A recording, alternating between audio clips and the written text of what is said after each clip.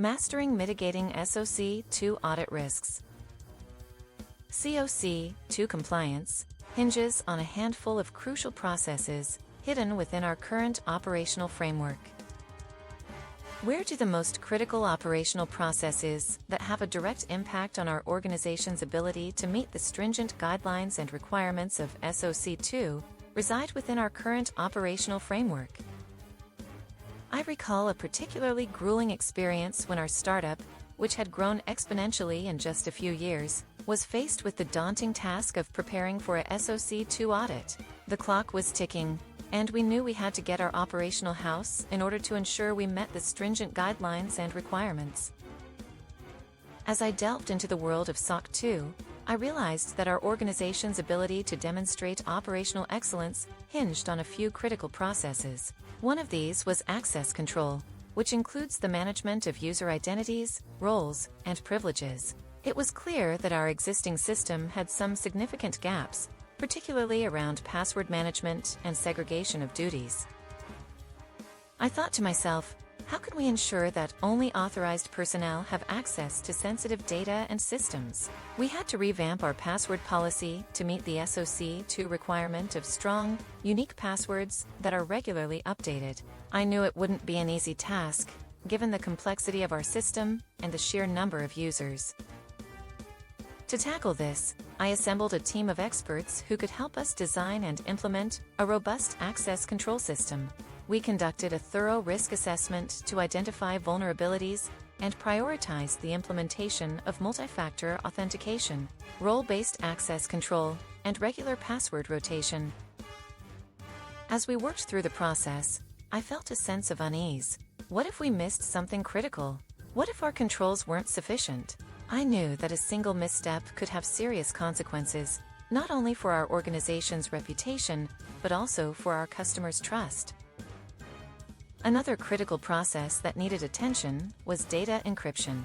We had to ensure that all sensitive data, both in transit and at rest, was properly encrypted to meet the SOC 2 requirements. I thought, how can we guarantee the integrity and confidentiality of our customers' data? We embarked on a mission to encrypt all data, using industry-standard protocols and algorithms. We implemented data loss prevention tools to detect and prevent unauthorized data exfiltration. I felt a sense of relief as we made progress, but I knew we couldn't let our guard down. Throughout this journey, I realized that operational excellence isn't just about ticking boxes on a checklist. It's about creating a culture of continuous improvement and accountability. It's about empowering employees to take ownership of their work and to speak up when they identify vulnerabilities or areas for improvement.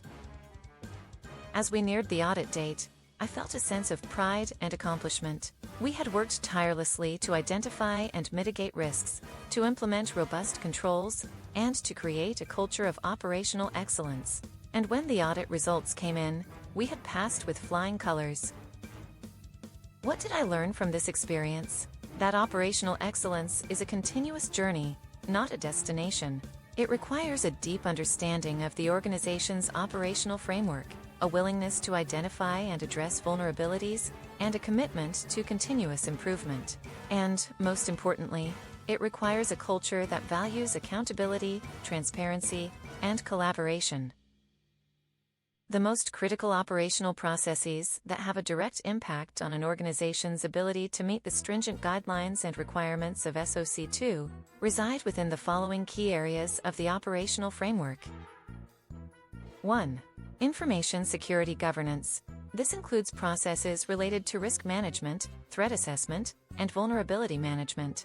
Effective governance ensures that information security risks are identified, assessed, and mitigated in accordance with SOC 2 requirements.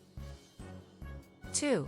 Control environment. This encompasses processes related to control design, operation, and monitoring. A strong control environment ensures that controls are properly designed, implemented, and operated to mitigate risks and achieve SOC 2 compliance. 3. Risk assessment and management. This includes processes related to risk identification, assessment, and mitigation.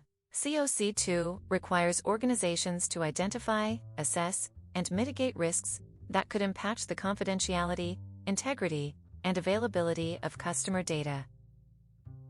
4. Control activities. This includes processes related to control execution, such as access controls, data encryption, and network security.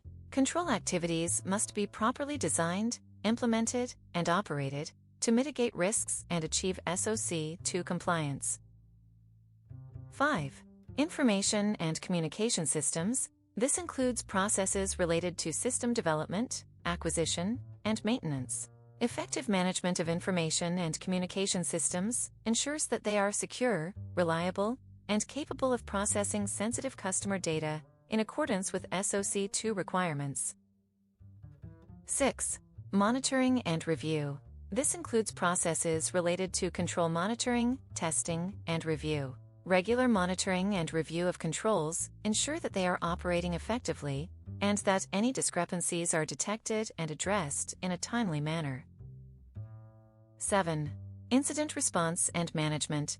This includes processes related to incident detection, response, and reporting. Effective incident response and management ensure that security incidents are promptly detected, responded to, and reported to meet SOC 2 requirements.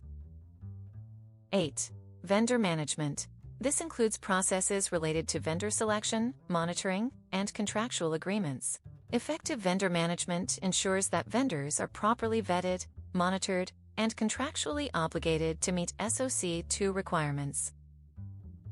To ensure operational excellence and mitigate SOC 2 audit risks, organizations should implement the following measures. Establish clear policies and procedures. Develop and maintain clear, concise policies and procedures that outline the organization's commitment to SOC 2 compliance. Define roles and responsibilities. Clearly define roles and responsibilities for each process area to ensure accountability and ownership. Provide ongoing training and awareness. Provide regular training and awareness programs to ensure that personnel understand their roles and responsibilities in maintaining SOC 2 compliance. Conduct regular risk assessments. Conduct regular risk assessments to identify, assess, and mitigate risks that could impact SOC 2 compliance. Implement automated controls. Implement automated controls and tools to streamline processes, reduce manual errors, and improve efficiency. Establish continuous monitoring and review.